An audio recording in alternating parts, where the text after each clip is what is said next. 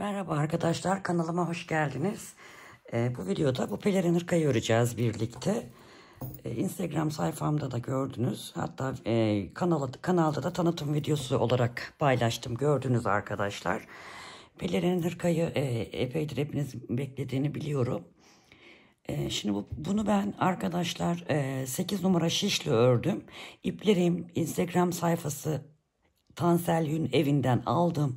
Sizler de oradan temin edebilirsiniz. Bunu da iki kat iki ipi karıştırarak ördüm arkadaşlar. 8 numara ile ördüm dediğim gibi. Şimdi öreceğimi de yine iplerimi Tansel Yün evinden aldım. Oradan kilo işi olarak alabilirsiniz. Kilo işi ipler daha uyguna geliyor arkadaşlar. Oradan temin edebilirsiniz. Ama yok ben kilo işi sarma iple yapmak istemiyorum derseniz 9 numara şişe hangi kalınlıkta ip uygun olursa onun o şekilde herhangi bir iple de örebilirsiniz sevgili arkadaşlar. Şimdi aynı sayılarla örmeyi düşünüyorum.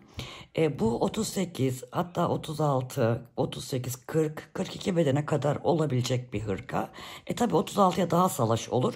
42'ye diyelim ki biraz daha hani oturacak şekilde olabilir. Tam oturmasa da hani farklılık gösterebilir duruş şekli olarak. Daha fazla diyelim ki 42-44 daha büyük beden örmek isterseniz ilmekleri artırarak yapabilirsiniz aynı şekilde. Önemli olan bunun mantığını anlamak zaten. Şimdi dilerseniz hep birlikte başlayalım.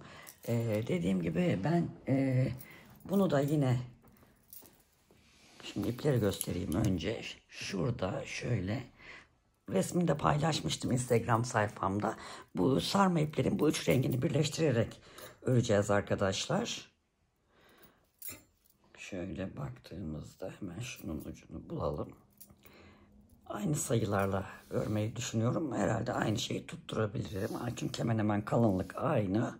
Şimdi 62 ilmek bir atayım ben. Büyüklüğüne bir bakayım. Olmazsa 2-3 ilmek de ilave ederiz birlikte. Şimdi şöyle hemen. Tabii katlı ip olduğu için biraz dikkatli örmek gerekiyor. Katlara ayrılmaması için arkadaşlar. Şimdi bu şekilde bir 62 ilmeğimizi bir atalım, bir görelim. Bu elimizdeki hırkanın arka ölçüsü kadar olacak mı ona bir bakayım. Olmazsa birkaç ilmek dediğim gibi ilave edebiliriz. Küçük olmasın, büyük olmasında sıkıntı yok. Şimdi atalım şu ilmekleri birlikte. Evet arkadaşlar 64 ilmek attım ben. 2 ilmek fazlasını attım. Şimdi şu şekilde örmeye başlayacağız. Şu anda şiş yeni olduğu için kıvrılıyor. Hemen alıyoruz. Şimdi örgümüzün biz şu anda arka yüzündeyiz arkadaşlar. Bunun için ters kısmından öreceğiz. Yani 1 2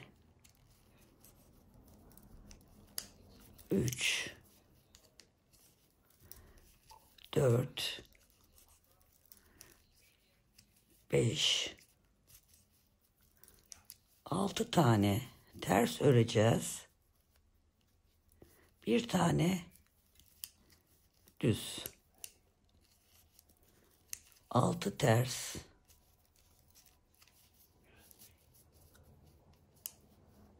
Kaç oldu? 2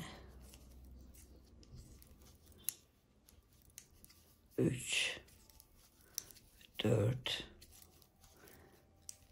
5 6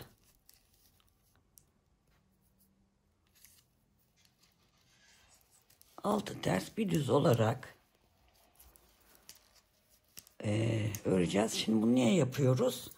Bunu hırkamızda bakın şurada yaptığım gibi öreceğiz. Şimdi mesela arkasındayız biz. 6 ters bir düz yapıyoruz. 6 ters bir düz, 6 ters bir düz. Burada hırkamızın etek uçları kıvrılmasın diye yapıyoruz. Ön yüze geldiğimizde de 6 tane düz Bunu 5 tane yapmışım ben ama fark etmez. 6 tane düz, bir tane ters öreceğiz. Yani tam zıttını yapacağız şu anda yaptığımızın. Bu sırayı bu şekilde 6 ters bir düz yapalım. Önde 6 düz bir ters olarak devam edecek. Ne kadar yapacağız? Önde baktığımızda şu ters örgüler var ya önde gördüğümüz arkadaşlar. 1, 2, 3, 4, 5, 6 tane olana kadar bu işlemi yapacağız. Yani şuralara önden baktığımızda buralardaki tersleri 6 tane olunca burayı lastik diyelim, hadi biz buna lastik kısmını tamamlayacağız. Sonra dümdüz öreceğiz. Şimdi onu da ne kadar öreceğimizi ben size söyleyeceğim. Şimdi ip farkı olabilir. O yüzden ben bu kısmı tamamlayayım. Orayı da tamamlayayım. Tekrar size santim olarak da söyleyeceğim arkadaşlar. Oraya kadar örelim. Anladınız dediğimi. Arkası şu şekilde. Şu anda arkadan başladım. 6 ters bir düz dedim. Öne geçince de 6 düz bir ters olarak örelim. Evet arkadaşlar, şöyle baktığımızda 1, 2, 3, 4, 5, 6 tane burada ters örgü oluştu. Örmeye arka taraftan başladığımız için ters taraftan daha doğrusu orada denk geliyor. Bu her taraf için aynı şekilde olacak yani bütün başlangıçlarda. Şimdi artık düz örgüye geçeceğiz. Ters tarafta olduğumuz için de yani burada bütün ilmeklerimizi ters örgü olarak öreceğiz. Artık altı ters bir düz yapmayacağız. Gördüğümüz bütün ilmekleri ters örgü olarak öreceğiz arkadaşlar. Önde de düz örgü olarak öreceğiz.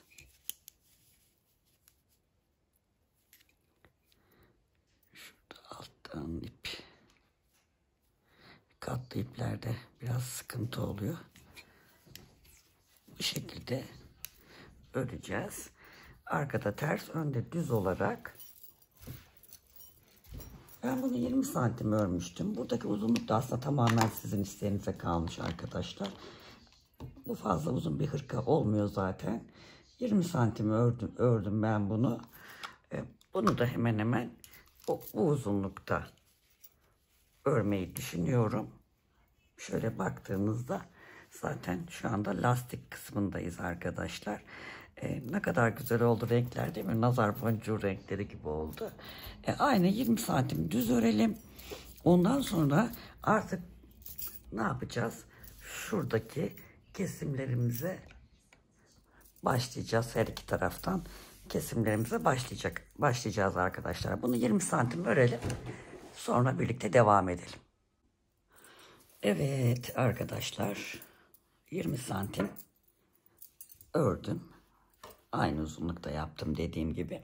Şimdi bu kesmelere geleceğiz arkadaşlar. Bu kesmeleri her iki taraftan aynı anda, yani aynı sırada yapacağız. Şimdi kesmelerimiz oldukça basit aslında. 18 tane kesme yapacağız arkadaşlar. Burada da ben öyle yaptım.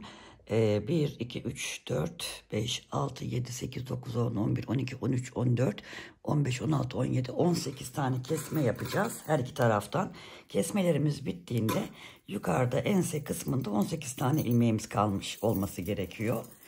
Şimdi 18 tane kesme yapabilmemiz için, şimdi şurada başta ve sonda 3 tane ilmeğimiz örgümüz boyunca ters ilmek olarak öreceğiz. Önde ters, arkada düz olarak öreceğiz arkadaşlar. Şimdi zaten bu arka şeyini yaptıktan sonra kollarda ve önde aynı şekilde yapacağız. Şimdi 18 tane kesme yapacağız. Bazı kesmelerimiz çift, bazı kesmelerimiz tek olacak. Yukarıda 18 ilmeği bırakabilmemiz için. Bunun için bazen ikişer ilmek keseceğiz. Bazen tek ilmek keseceğiz. Şimdi bu bizim, şöyle yakınlaştırayım. İlk başta 2 kesme yapalım. Şimdi kesmeleri yaparken saç örgüsünü nasıl yapıyoruz arkadaşlar? Burada saç örgüsü mantığında yapacağız. Şimdi 4 tane ilmeğimizi çıkartıyorum. 2 tanesini sol şişime geçiriyorum. Bu diğer 2 tanesini de sağ şişime geçiriyorum. Bu 2 ilmeği bir alarak örüyorum. Bir tane kesmiş oldum. Sonra diğer 2 ilmeği de birlikte örerek bir kesim daha yapmış oluyorum. Yani burada 2 kesim yapmış oluyorum arkadaşlar. Sonra düz örmeye devam ediyorum. İlk kesmemiz bu şekilde olacak. Yani bu bizim çift kesmemiz. Dediğim gibi bazen tek keseceğiz, bazen çift keseceğiz. Onun sayısını ben şimdi size şu kesme işlemlerini gösterdikten sonra söyleyeceğim. Sonda 7 tane ilmeğimiz kalana kadar düz örgü olarak örmeye devam ediyoruz. Kesimlerimiz dediğim gibi başta ve sonda her iki tarafta olacak şekilde yapacağız.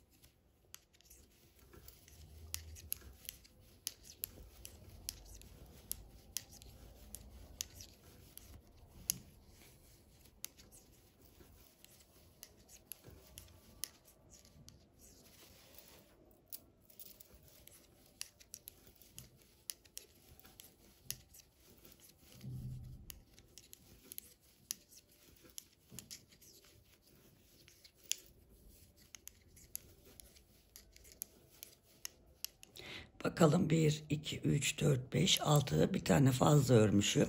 Evet şimdi bu taraftaki kesimimizi yaptık. Sıra bundaki kesimimize geldi. Şimdi burada bu tarafta bu şekilde kesme yapıyoruz.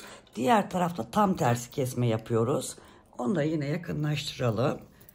İlmeklerimizin yerini farklı şekilde alacağız. Şimdi yine 4 tane ilmeği çıkarıyorum.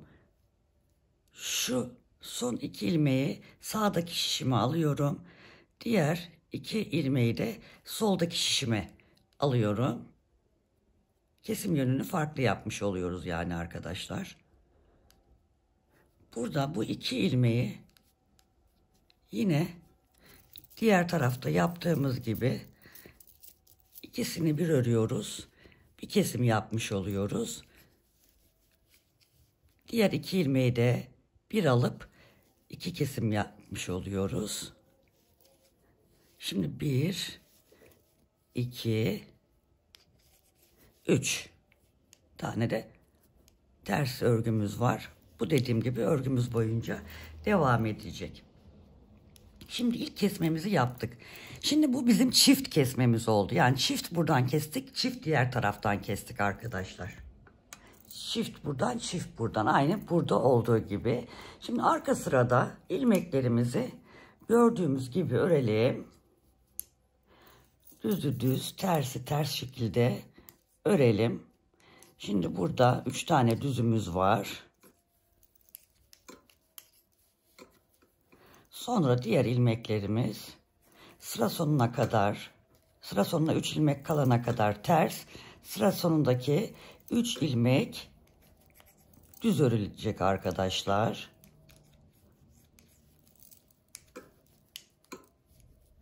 Şimdi bu kesim yaptığımız sırayı yaptık. Arkasını ters olarak ördük. Önde hiçbir şey yapmadan sadece kenardaki tersleri örelim. Arkada da diğer ilmekleri düz örelim. Arkada yani 4 sıra örmüş olalım arkadaşlar. Bu kesim daha kesim yapmadan bu kestiğimiz sıra 1, 2 bir düz bir ters daha örelim. Sonra ikinci kesmeyi göstereyim. Evet, ne yaptık arkadaşlar? 4 sıra ördük. Kestiğimiz sırayla beraber 4 sıra ördük. Yani keserken bir gittik, arka ters ördük, tekrar düz gittik, arkayı ters ördük, geldik. Şimdi yine ön sıradayız. Burada tekli kesim yapacağız. Yani bir alttaki sırada çift kesim, bu sırada tek kesim yapacağız. Tek kesimde onu da kolay, hemen gösteriyorum. Burada 1, 2, 3 tane ters örüyorum. Sonra bu 4 tane ilmeği çıkartıyorum. Yine yerlerini değiştiriyorum. Bu 2 ilmeği yine ikisini bir alıp kesiyorum. Çift kesimde bunların da ikisini bir alıp kesmiştik. Ama bunları ne yapacağım? Öreceğim arkadaşlar. Bu tekli kesim. Şimdi yine sıra sonuna kadar düz örgü ile ilerleyeceğiz. Orada da tek kesim yapacağız. Yine aynısını o tarafa dönük olarak yapacağız.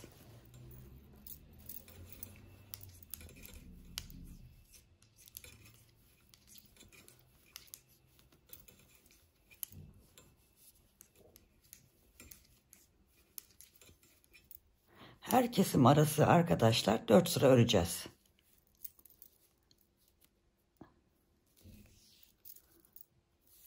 İpler kata ayrılmasın, dikkat edelim.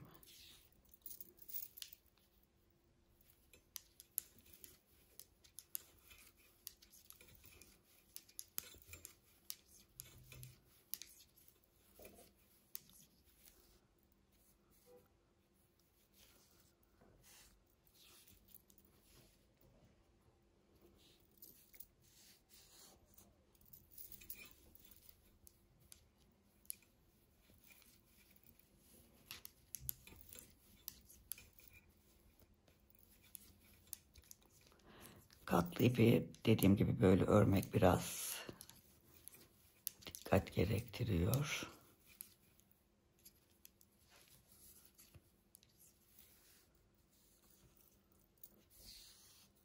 Şöyle ara sıra elimizle düzelterek.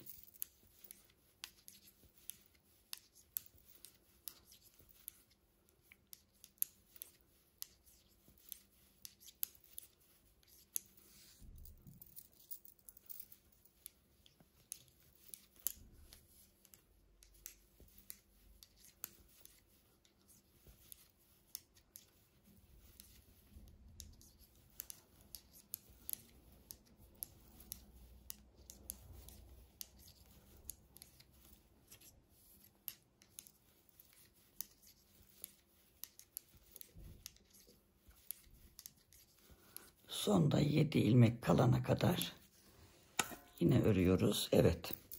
Şimdi bakın yine sonda 7 ilmeğimiz kaldı. Şimdi burada gene 4 tane ilmeğimizden 2 tanesini hemen bu taraftaki şişe alıyorum. Diğer 2 tanesini buraya alıyorum. Şimdi buradaki simetrik gitsin diye burada ilk önce 2 ilmeği örüyorum. Sonra sıradaki 2 ilmeği ikisini bir örerek kesmiş oluyorum ve 3 tane tersimi örmüş oluyorum. Şimdi 4 sıra, bu sıra dahil olmak üzere 4 sıra gidip geleceğiz. Önde yine kesim yapacağız. Şimdi kesimleri çiftler ve tekler olmak üzere 18 tane yapacağız. 18 tane ilmek, sizin kafanızı hiç karıştırmayacağım sayılarla. Şimdi siz 5 tane, bu ilk sırada çift kesim yaptık ya arkadaşlar. 5 tane çift kesim yapacağız. 13 tane de tek kesim yapacağız. 13 artı 5 18 tane kesim yapmış olacağız arkadaşlar. Şimdi çift kesimin bir tanesini yaptık. Bir tane tek yaptık. Yani bir çift, bir tek, bir çift, bir tek keserken çiftler 5 tane olduktan sonraki bütün kesimleri 18 kesim oluncaya kadar tek kesim yapılacak. O zaman daha hiç kafanız karıştırmadan yaparsınız. Şimdi tekrar anlatıyorum kafanız karışmasın diye. Burada ilk önce çiftli kesim yaptık. Yani 2 ilmekleri bir alarak tek ilmeğe düşündük. Buna çift dedik. Burada bir ilmeği beraber aldık. Tek kesim. Çift, tek. Şimdi çift keseceğiz, tek keseceğiz. Çift keseceğiz, tek keseceğiz. Çiftler 5 tane olduktan sonra alttan sayarsınız. Bir çift bir tek yapacağımız için mesela bu 1. 2, 3 diye 5 tane olduktan sonra bu çift kesimler, şimdi gösterdiğim tek kesimle devam edeceksiniz. 18 tane kesimi aynı burada olduğu gibi her iki taraftan kese kese 18 tane kesim yapacağız. Şu ense kısmında arkadaşlar 18 tane ilmek kalınca da dümdüz keserek bitireceğiz. Sonra kollara geçeceğiz. Umarım anlatabilmiştim. Örgü bilenler anlamışlardır zaten. Şimdi bunu ben bitireyim. Kola başlayalım. Evet arkadaşlar, arkayı bitirdik. Şimdi kollara başlayacağız. Şöyle göstereyim.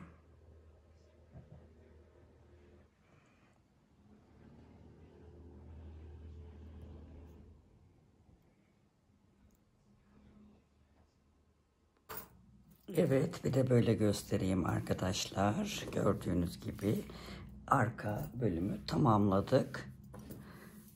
Ne yaptık? 64 ile başladık. 6 düz bir ters oldu önde. Burada 18 kesim yaptık arkadaşlar. Ve gördüğünüz gibi burayı tamamladık. 3, 6, 7, 8, 9, 10, 11, 12, 13, 14, 15, 16, 17, 18 tane ilmek var. Burada en son bükmeyi yaptık. Yani kesmeyi yaptık burada. En son kesmeyi yaptıktan sonra yine o 4 sıra düzümüz oluyordu ya, onu yaptık. Sonra kestim arkadaşlar. Şimdi kolu öreceğiz. Aslında ben kolun bir tanesini ördüm. Hemen size göstereyim.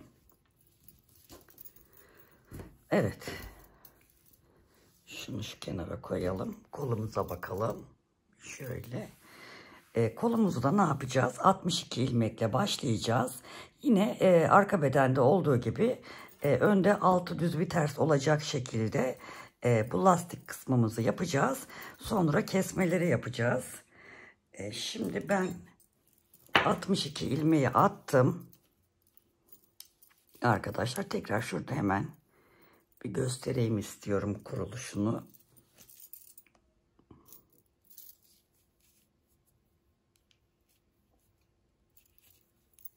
Arka yüzdeyiz biliyorsunuz. Arka yüzden başladık. Diğer parçayı da 2,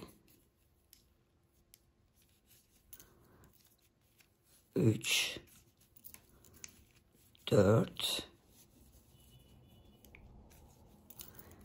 5, 6 tane ters, bir düz.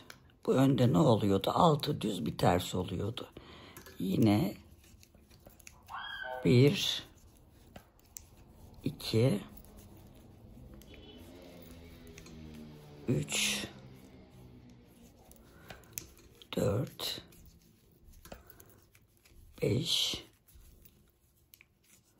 ve 6 ters, bir düz. Aynı arkada yaptığımız gibi burada da şurada önde 1, 2, 3, 4, 5, 6 tane olana kadar öreceğiz arkadaşlar. Sonrasında burada hani 20 santim düz örgü yapmıştık ya, kollarda onu yapmıyoruz. Direkt modele geçiyoruz. Hemen burada yaptıktan sonra bu lastik kısmını arkada bir ters geliyoruz dümdüz. Önde yine bu iki kenarda arkada olduğu gibi 3'er tane tersimiz var. O da yine kol boyunca, yani bu şeyle devam edecek kolumuzda. Şimdi bunu nasıl keseceğiz? Bunu 18 tane kesmiştik arkadaşlar. Bunu 17 tane keseceğiz. Bunda 8 tane çift keseceğiz arkadaşlar. Geri kalanları tek keseceğiz. ne alıyor? 17. 9 tane tek keseceğiz. 8 tane çift keseceğiz. 9 tane tek keseceğiz. Kesmeleri göstermiştim arkayı yaparken. Yine çift kesimle başlayacağız buradan.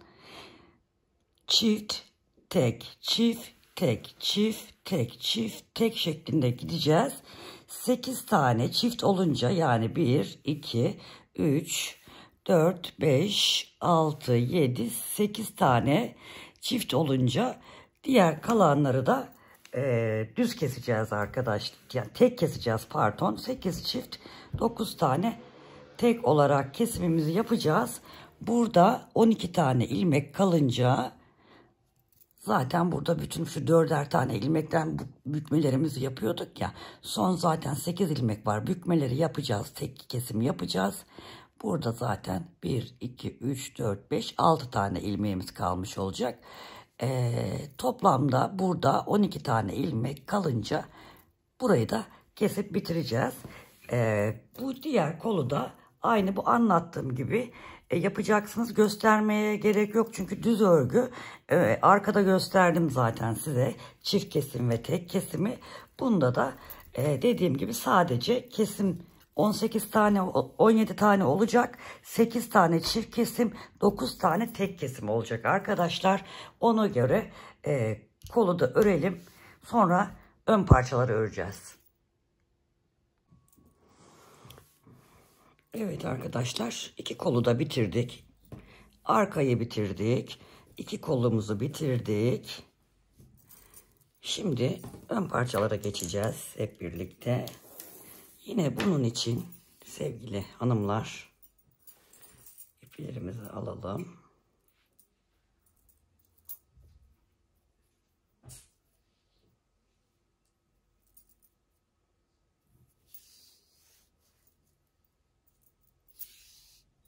Şimdi bana Instagram'da falan paylaştığım resimlerin altına, işte bir de YouTube kanalında bunun tanıtımını yaptığım resimlerin, videoların altına nasıl bir iple öreceğiz, şu olur mu, bu olur mu diye hala yorumlar geliyor sevgili hanımlar.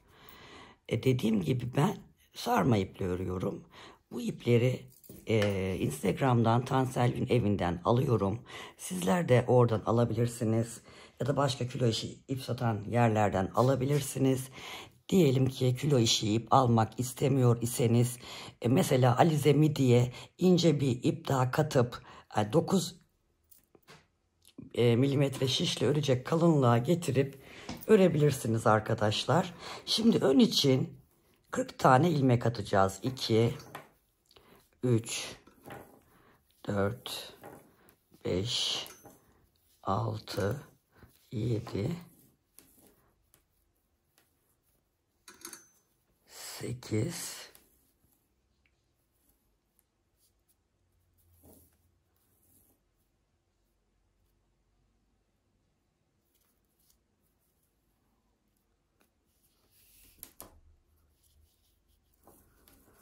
8, 9, 10, 11.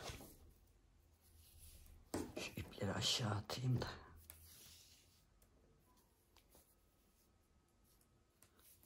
Kaç oldu? 40 tane ilmek atalım gelelim arkadaşlar. 40 tane ilmeğimizi attık. Yine örgümüzün arka yüzündeyiz arkadaşlar. Burada kenar için 7 tane ilmeği bir ters bir düz yapacağız. Bir ters, bir düz, bir ters, bir düz,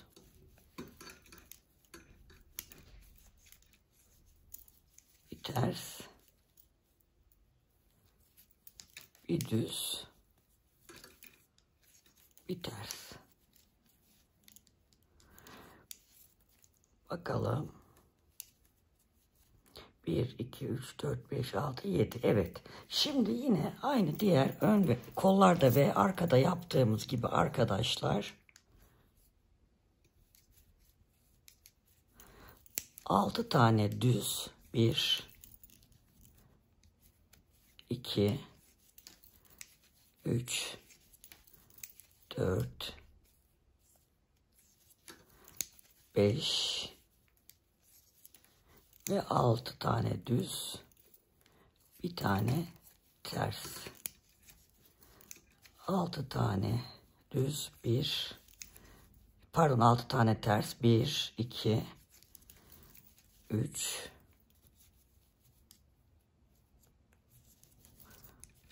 4, 5, 6, bir tane düz, 1, 2, 3, 4, 5, 6 ters, bir düz, 1, 2, 3, 4, 5, 6 tane ters, bir tane düz, 1, 2, 3,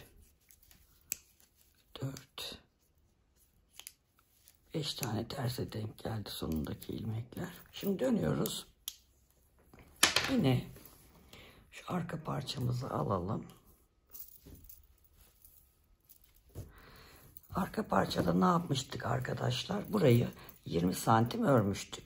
Şimdi ön parçayı da düz olarak hiçbir şey yapmadan aynı arka ön parçamızı da arka parçada yaptığımız gibi 20 santim yani öreceğiz. Sizler de kaç santim ördüyseniz bu aynı uzunluğa gelene kadar öreceğiz.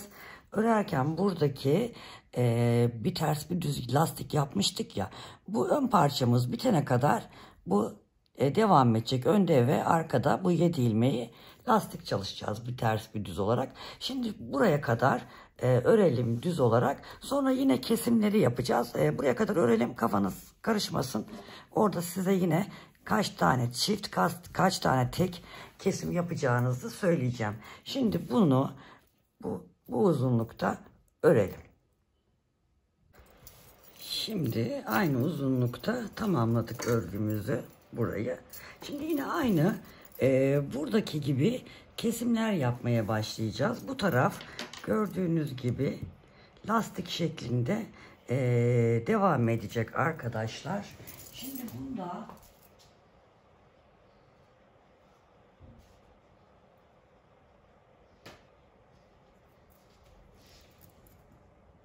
bundaki kesimlerimizi de nasıl yapacağız? Bu tarafta yine lastiğimiz dediğim gibi devam edecek. Burada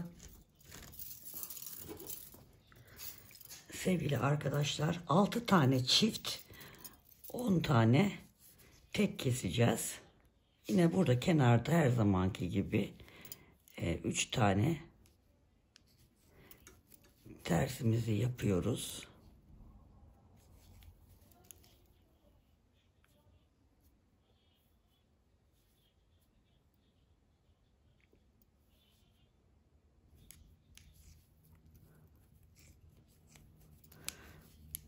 Üç tane tersimizi yaptıktan sonra şurada hemen bir tane kesim göstereyim.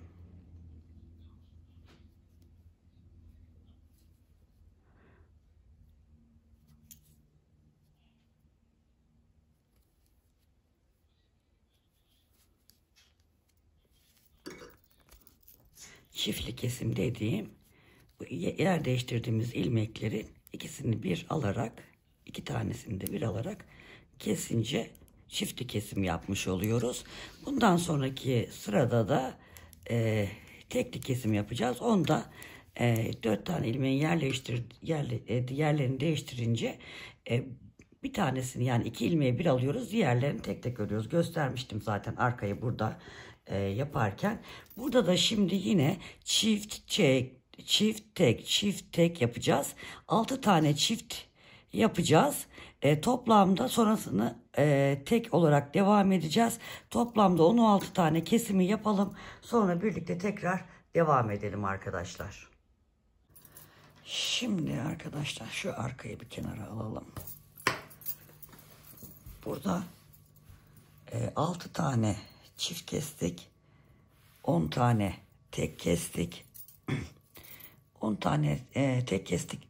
16. kesimimizden sonra arkadaşlar kestik. Arkayı ördük. Önü düz ördük. Geldik. Şimdi arkadayız. Burada yaka keseceğiz.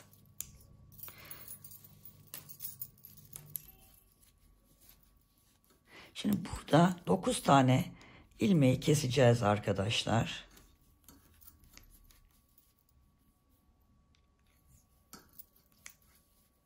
Bir,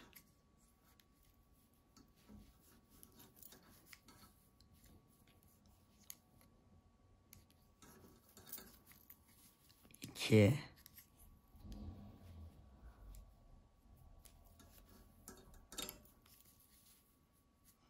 üç, dört, beş,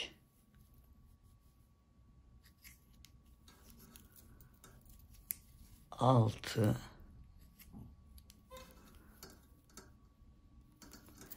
7,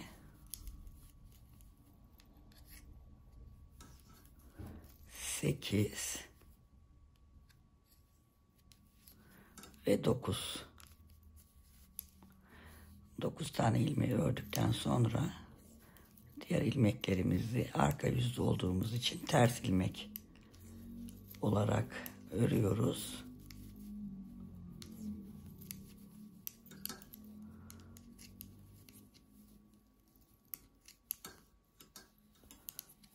Üç tane kenardaki düz devam ediyor. Şimdi ön yüzdeyiz. Artık önde ve arkada giderken ve gelirken 9 ilmeği kestiğimiz yerde birer ilmek keserek bütün ilmeklerimizi kesmiş olacağız.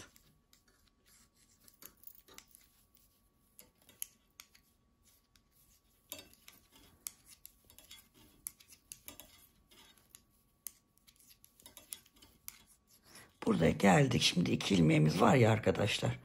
Bunu 2 ilmeği kesiyoruz. Dönüyoruz. Yine 2 ilmeği kesiyoruz.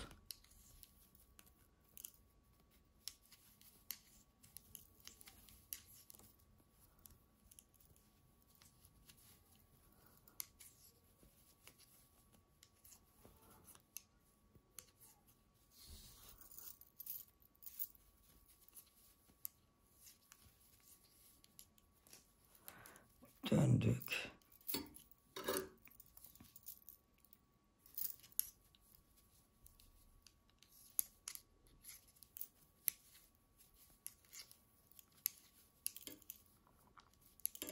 İlmekleri gördüğümüz gibi örüyoruz. Şimdi gene 2 ilmek kaldı. Bu 2 ilmeği de kesiyoruz, dönüyoruz. Yine 2 ilmeği bir alıp kesiyoruz. Yani o yaka kestiğimiz yerde gidişlerde ve dönüşlerde birer ilmek keserek bütün ilmeklerimizi bitireceğiz arkadaşlar.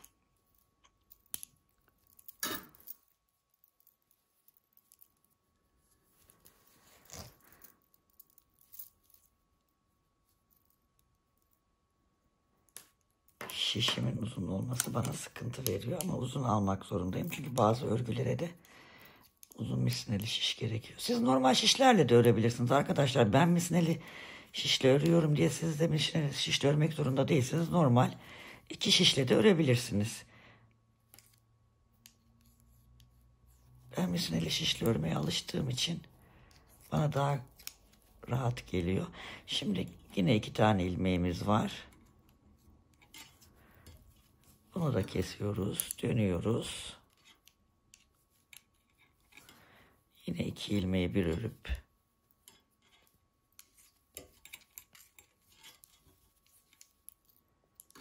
şimdi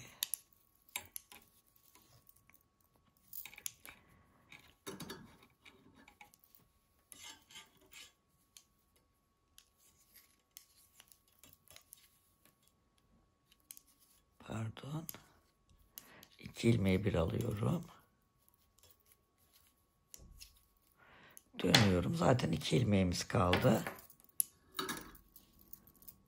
Bunu da ikisini bir alarak örerek kesiyoruz arkadaşlar ve önün bir tarafını bitirmiş oluyoruz. Şimdi ben onu keseceğim ipi. Yanıma makas almamışım. Şöyle bir bakalım. Şurayı şu şekilde yaptık. Şimdi diğer ön parçaya başlayacağız. Onun da şu ilk lastik kurulumunu göstereyim size. 40 ilmek atalım.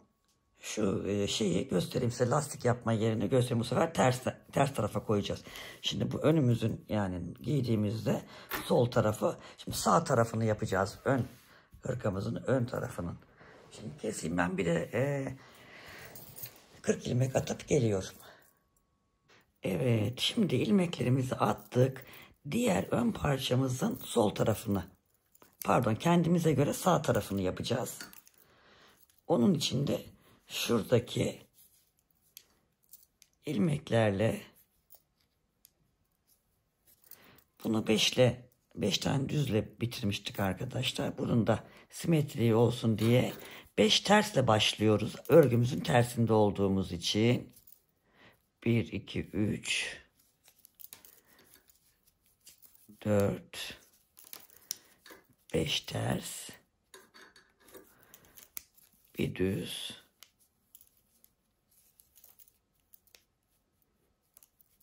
şimdi 6 tane tersle devam edeceğiz. 6 ters bir düzle başlıyorduk. Orayı yapıyoruz arkadaşlar. Lastik dediğimiz kısmı 1 2 3 4 5 6 ters, bir düz,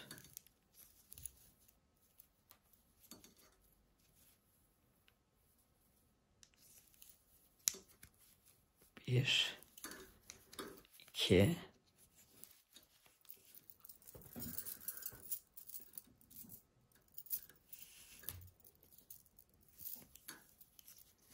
3 4 5 6 tane ters, bir tane düz, 1 2 3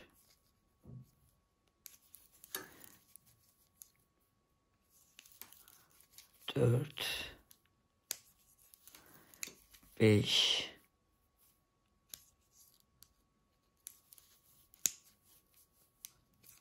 6 tane ters,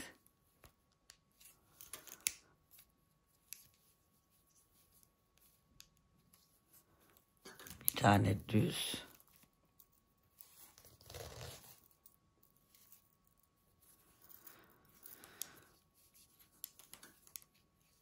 6 tane ters, 1 2 3 4 5 ve 6. 1 2 3 4 5 6. Bakalım, 1 2 3 4 5 6 7 8. Bir tane düz yapıyoruz. Şimdi geri kalan ilmekleri bir ters bir düz şurada yaptığımız lastiği uygulayacağız. Bizim bu sonundaki düzle bitiyordu. Onun için düz, ters, düz, ters, düz, ters, düz. Arkadaşlar bir düz, bir ters, bir düz,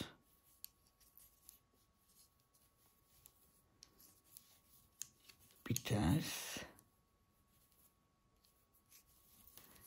bir düz, bir ters, bir düz.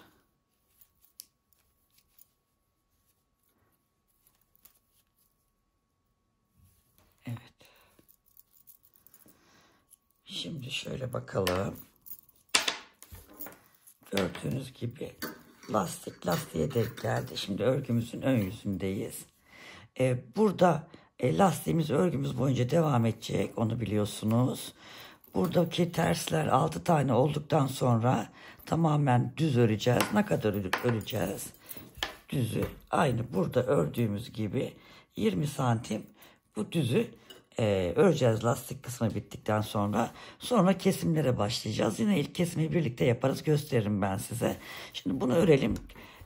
Kesme kısmına kadar aynı şekilde 20 santim örelim arkadaşlar.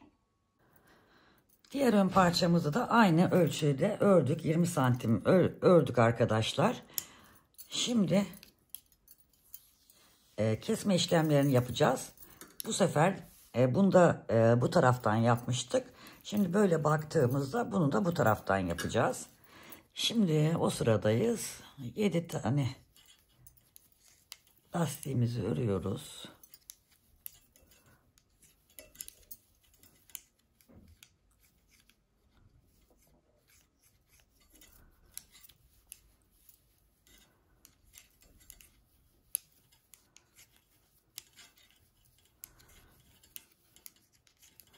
Sonraki ilmekleri düz örerek sıra sonuna doğru gidiyoruz.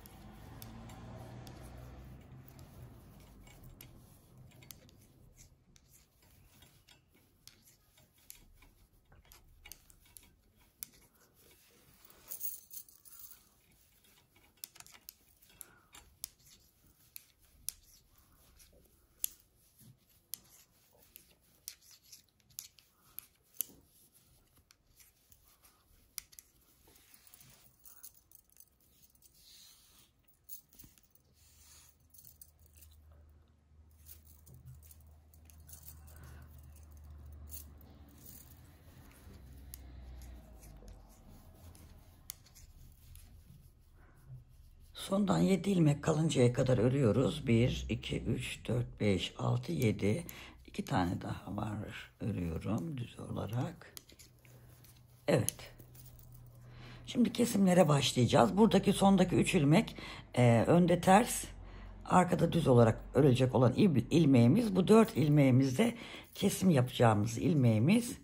Bunu da tam tersi olarak göstermiştim arkaya yaparak. Simetrik olsun diye. Burada da bu şekilde ilmeklerin yerini değiştiriyoruz. İkisini bir alıyorum.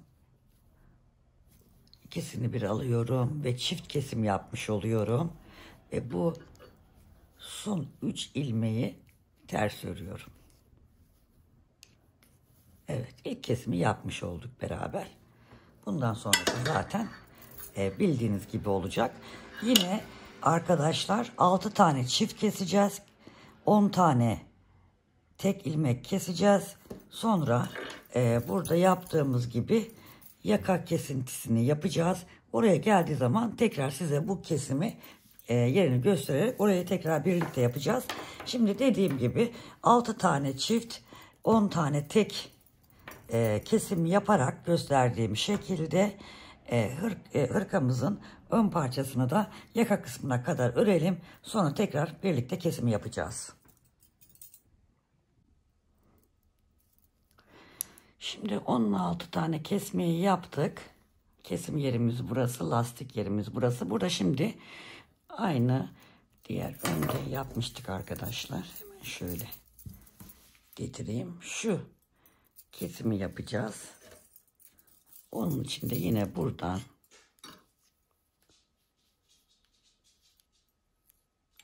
9 ilmek keseceğiz.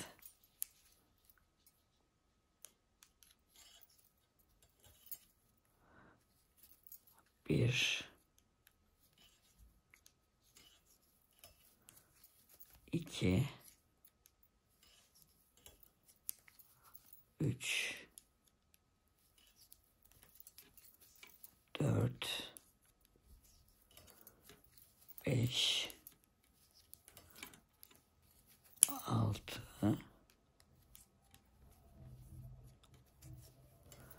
yedi,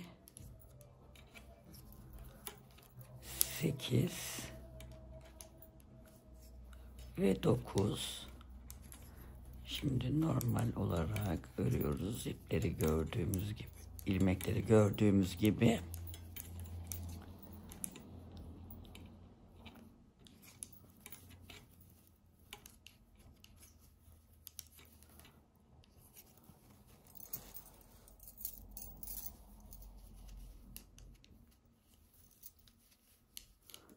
Dönüyoruz.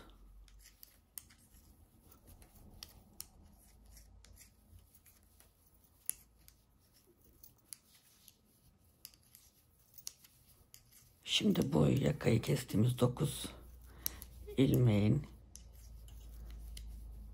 hem arkada hem önde bu 2 ilmekleri bir alarak kesim yapıyoruz.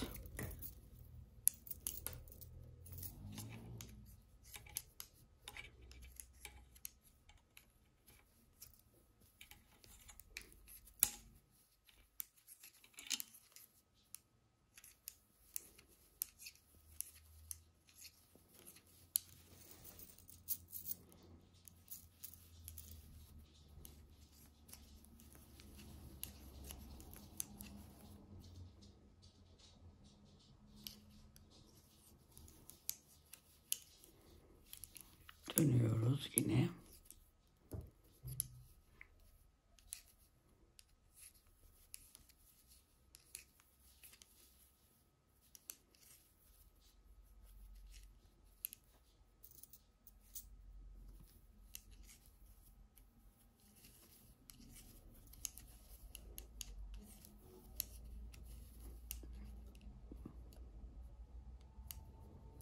Yine bu 2 ilmeği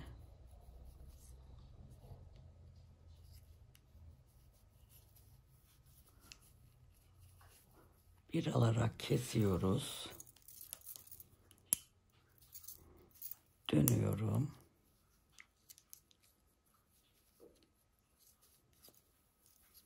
Yine 2 ilmeği bir örüyoruz.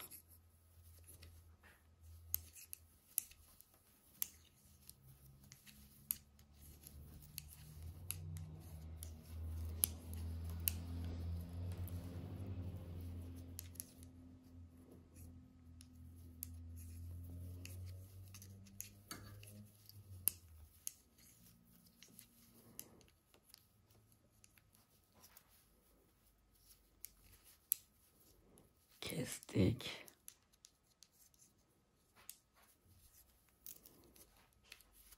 Yine kestik.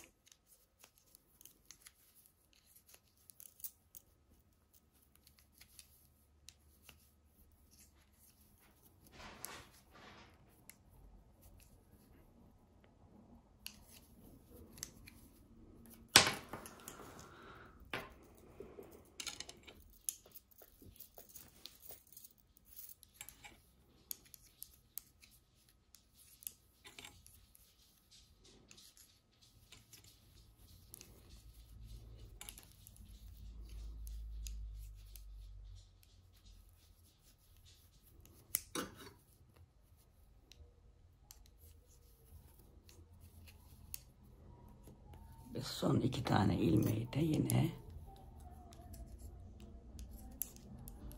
bir alarak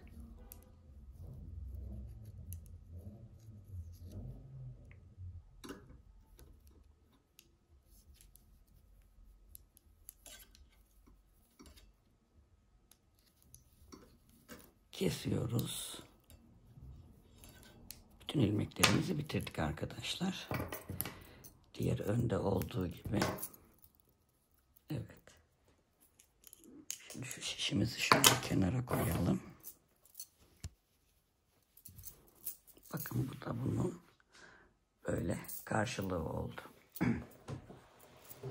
Şimdi artık sadece kapşon kısmımız kaldı. Kapşonu öreceğiz. Şimdi dikme olarak hemen göstereyim. Şimdi bu ön yüz. Kol alalım. Bir ön yüzden başlayacağız arkadaşlar. Şöyle biraz küçülteyim.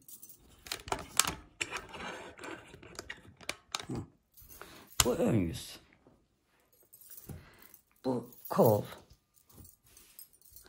Kolu alacağız. Şurada bu kesim olan yerler var ya arkadaşlar. Zaten dıştan dikeceğiz. Bu şekilde. Şu bizim kolda şu kesim yerinin başladığı yer var ya arkadaşlar. Burada bu kesim yerlerini bakın. Bu üçlü. Şu üç haroşaların başladığı yerden dikeceğiz. Burayı. Ön, kol, arka,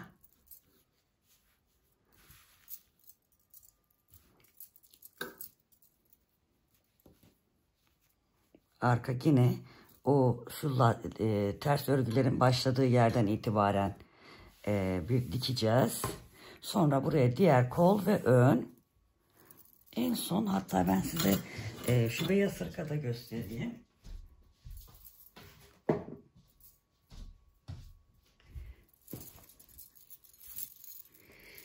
Bakın. Şöyle. Pardon. Bu ön.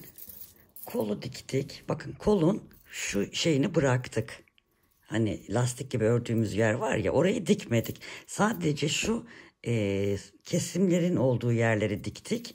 Ön bedende de burayı bıraktık. Hani o 20 santim ördüğümüz yer var ya, orayı bıraktık.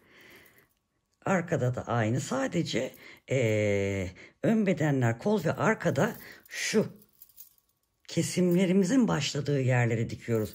Böyle dıştan dikiyoruz arkadaşlar. Şöyle tutuyoruz. Bu şekilde dikiyoruz. Bu görüntü oluşuyor. Yok ben bu görüntüyü istemiyorum diyorsanız normal. Şimdi şurada diktiğimiz gibi dikebilirsiniz. Ama bu da hava veriyor. Yine de siz bilirsiniz.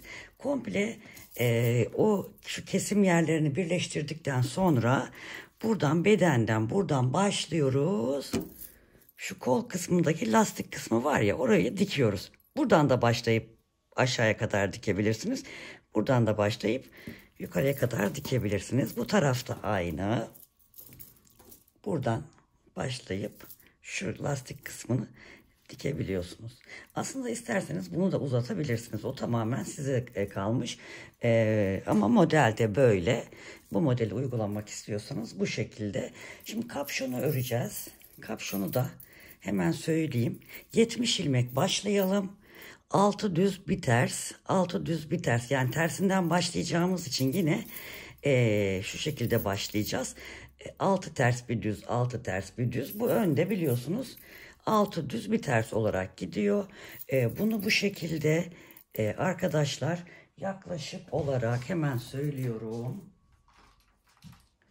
Bu lastik kısmı bittikten sonra şapka için 21 santim örelim. Sonra şurayı zaten bu bebek şapkalarından veya topuklardan biliyorsunuz. O şekilde yapacağız. Şimdi dikimi bitirelim.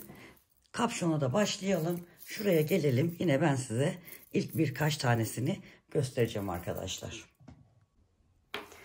Evet arkadaşlar, şöyle ölçelim ki ben ölçmedim gerçi. Şöyle bir bakalım. 20 santim örmüşüm bunu. Şöyle 20,5 santim kadar örmüşüm. Şimdi ne yapacağız?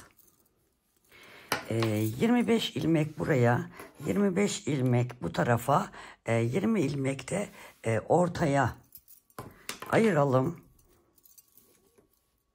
Bunu kafanızın şu başınızın tam tepesine, bunu da arkaya doğru bir koyun. Koyduğunuzda şöyle bir ölçün. Bakalım sizin için yeterli oluyor mu? Ona bir bakın. Hatta ben de bir sıra daha gidip geleyim. Bana da az gibi geldi. Bir sıra daha ölçmemiştim çünkü. Şöyle baktığımda şöyle 20 santim gibi. Bir sıra daha gideyim geleyim. Ondan sonra size kesimleri göstereyim arkadaşlar. Evet, bir sıra daha ben ördüm arkadaşlar. Şimdi bu kesimi zaten herhalde çoğunuz biliyorsunuzdur. Genelde hani bebek patiklerinin burun ucunda yaparız. Ya da topuklarda yaparız.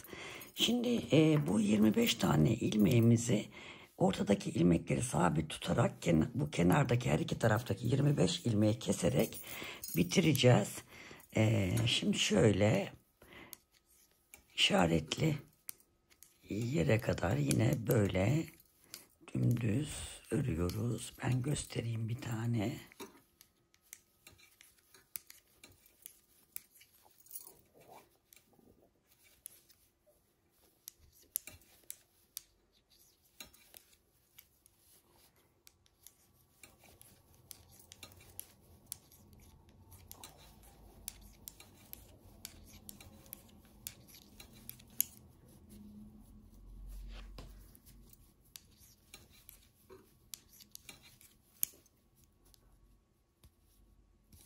Şişimiz kalın, işaretleyici biraz sıkıntı yaratabilir. İple de işaret koyabilirsiniz.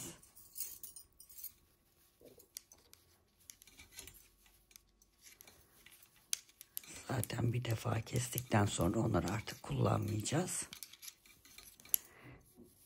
25 tane ördüm. Kırdık arkadaşlar. Ya da açtık, her neyse bunu buraya getirelim gene. Sayımız karışmasın. Şimdi ortadaki 20 tane ilmeğimizi örüyoruz.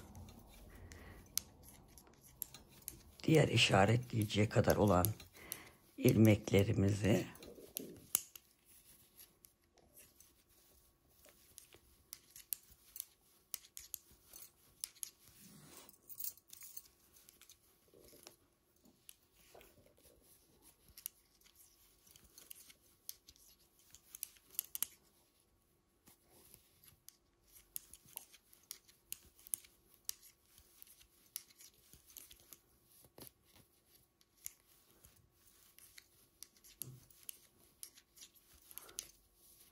evet, bu bizim 20. ilmeğimiz arkadaşlar.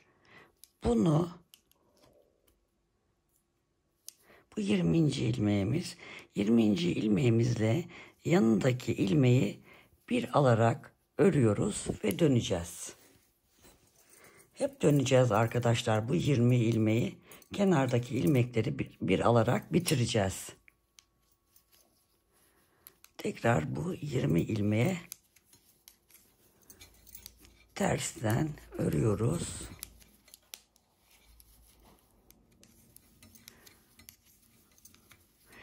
Şimdi bu 25 ilmekten, kenardaki 25 ilmekten bir tane aldık.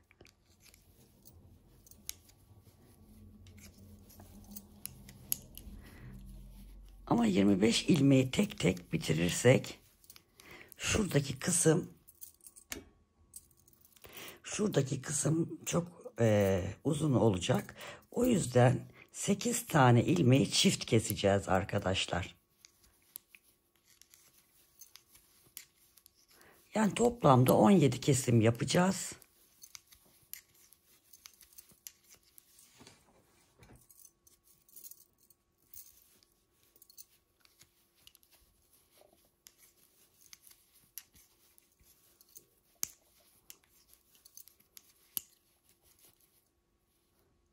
Şimdi şu bizim 20. ilmeğimiz. ayracı çıkartmış olduk. Şimdi bunların da ikisini tersten birlikte örerek keseceğiz arkadaşlar. Döneceğiz. Şimdi çift kesimi göstereyim. 8 tane bu çift kesimden yapacağız ara ara.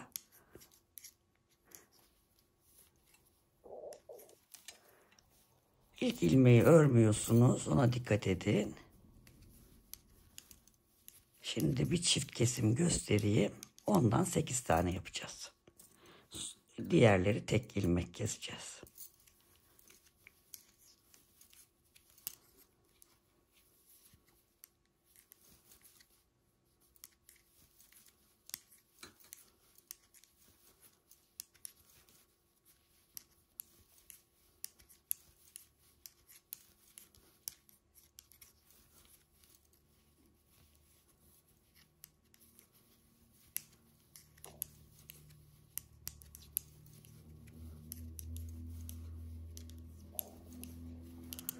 Evet, bakın bu kestiğimiz yer kendini zaten belli ediyor. Şu ilmeğimizin yönünü düzeltelim.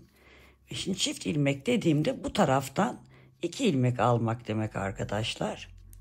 Yani 20. ilmeğimizi yanındaki 2 ilmeği bir alarak öreceğiz. Yani 3 ilmeği birlikte örmüş olacağız.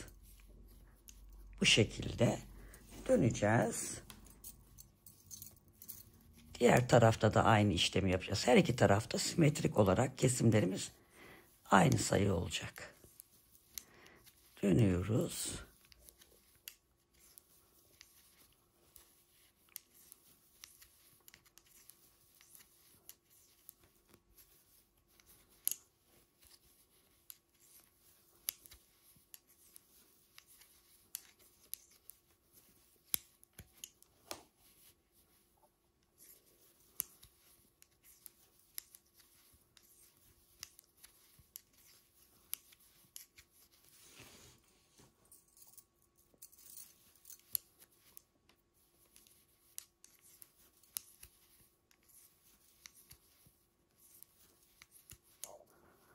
Buraya geliyoruz arkadaşlar. Burada da şu ilmeğimizin yönünü düzeltelim.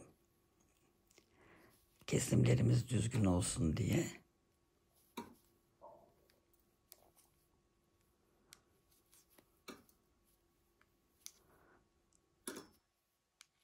Evet. Bununla beraber yanındaki 2 ilmeği birlikte örüyoruz. Yani 3 ilmeği birden örmüş oluyoruz. Yani bir sefer buradan 1 ilmek alacağız. Bir sefer 2 ilmek alacağız arkadaşlar. 2 ilmek almayı gösterdim. Şimdi bununla birlikte 17 tane kesim yapacağız. 2 kesimi yapmış olduk. Bir tek kestik, bir çift kestik, bir tek, bir çift. Çiftler 8 tane olacak arkadaşlar. Bu kenardaki bütün ilmekleri bitirene kadar keselim. Şu görüntüyü elde etmiş olacağız. Şurayı yapmış olacağız. Bütün bu ilmeklerimizi bitirmiş olacağız. Sonra ben size söylemiştim dikimi.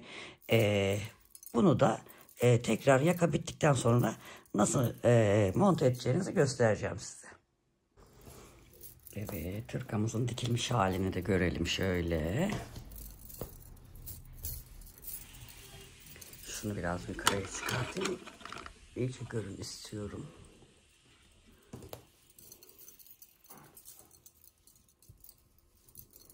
Pelerin hırkamız bitti arkadaşlar. Şimdi kapşonunu nasıl yapacağız? Kapşonunu ördük, bitti. Burada her iki taraftan ilmekleri ala ala, ortadaki 20 ilmeği sabit tuttuk, ala ala. Kenardaki ilmekleri bitirdik. Sonra kalan ilmekleri de kestik. Şimdi şu şekilde, şurası bizim üst kısmımız olacak. Dikeceğimiz yer burası olacak. Bunun ortası, şu 20 ilmeğin ortasını buluyoruz arkadaşlar. Şu arka, bizim arka parça. Şu ortayı tam arkanın ortasına şöyle iğneleyelim. Sonra bu ucu alalım. Bu ucu da bu bizim ön parçada yaka kestiğimiz yer var ya arkadaşlar. Oraya şöyle tutalım. Burayı da iğneleyelim. Sonra diğer şapkamızın ucunu alıp diğer ön parçanın yaka kestiğimiz yere bunu da buraya iğneleyelim. Bu ucu da iğneledikten sonra şu yaka ortayı iğnelemiştik ya arkadaşlar. Şöyle tutalım. Şöyle şunun da ortasını bulalım şu şekilde.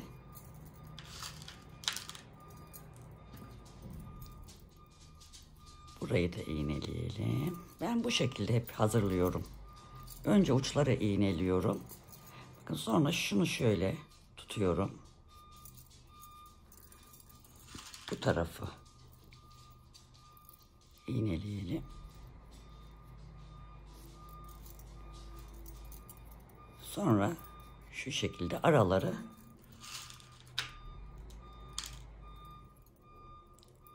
kaydırmamak için iğneliyoruz.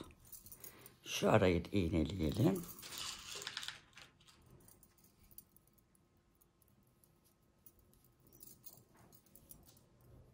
Şurayı iğneleyelim.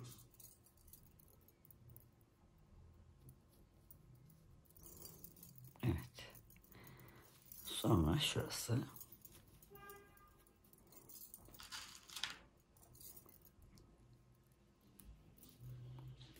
İğneleyelim. Şimdi dikişimize başlayacağız. Dikiş normal dikiş arkadaşlar. Diğerini biraz fazla şey yapmışım. O yaka kısmı bayağı kalın durmuş. O benim de pek hoşuma gitmedi. Buraya bakayım daha ince dikmeye çalışacağım.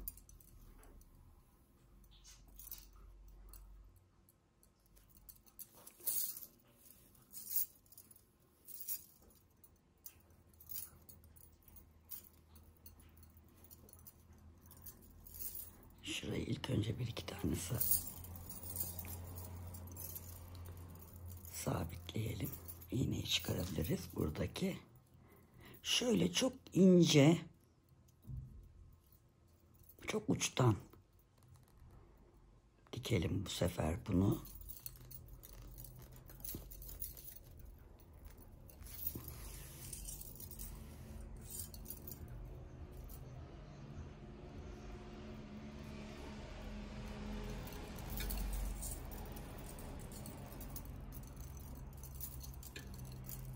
Bu şekilde iğne ardı şeklinde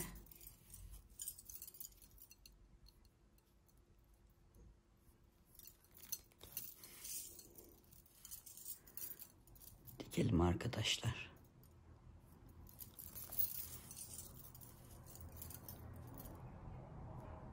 Çok uca yakın yerden dikin. Kaba olmaması için. Şöyle bakalım. Evet. Bu şekilde iğnelediğimiz yeri komple diktikten sonra zaten hırkamız bitiyor. Ben diktikten sonra bitmişini tekrar size göstereceğim. Evet, şapkamızı da diktik ve pelerin hırkamız böylece bitmiş oldu arkadaşlar. Şöyle kameranın aldığı kadarıyla göstermeye çalışacağım. Şöyle kolumuz, ön parçamız, diğer ön parça arkadaşlar. Bu da diğer kolumuz. Şu şekilde şöyle aşağıya indirirsek bu da şapkamız. Tabi burada böyle gözüküyor. Takınca daha güzel gözükecek. Bu şekilde arkadaşlar pelerin hırkamızı tamamlamış olduk. Yapmak isteyenler için kolay gelsin diyorum. Lütfen kanalıma abone olmayı unutmayın. Bunca emek edip de karşılığını alamamak bizleri çok üzüyor. Abone olup beni desteklerseniz bu beni çok mutlu eder. Ve videoyu beğenip altına yorumlarınızı yaparsanız çok sevinirim.